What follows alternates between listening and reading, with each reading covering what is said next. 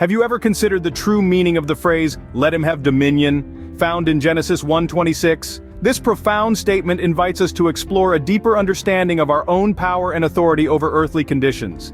It suggests that we, as humans, are created in the image of a higher power, and therefore, we carry within us the potential to connect with and harness this divine energy. Ephesians 5:14 echoes this sentiment, calling us to awaken from our metaphorical slumber and rise from the death of spiritual indifference. It encourages us to tap into our inherent divinity, to become more proactive in our spiritual growth, and to take a dynamic role in our existence. These biblical passages serve as a reminder of our intrinsic worth and the spiritual power that resides within us. They urge us to stay vigilant in our spiritual journeys and to not succumb to complacency or apathy. These biblical passages remind us of our inherent divinity and the spiritual power that resides in us. How then can we awaken to this power and effectively exercise our dominion? The answer to this lies in practical, spiritual actions. Let's venture into this together. Firstly, prayer and meditation. These practices are like bridges, connecting us to our higher power. It's through these moments of quiet introspection and conversation with the divine that we can tap into a source of strength and wisdom beyond our own.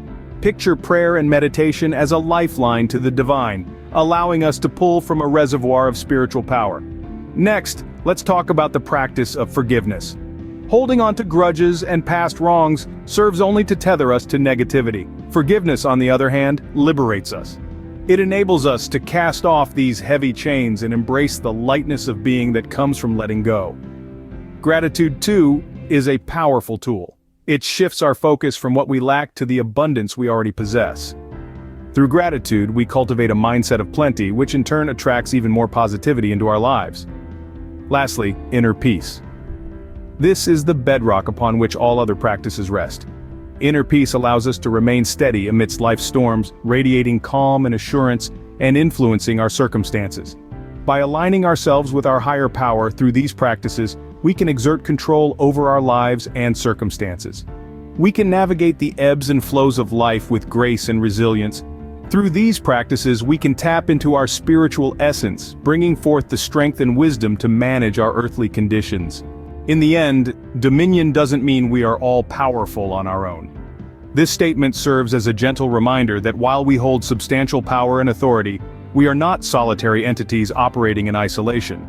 We are part of a grand design, interconnected with the divine, and dependent on God for our existence and sustenance. In this light, our dominion is not about ruling with an iron fist, but rather, it's about stewardship.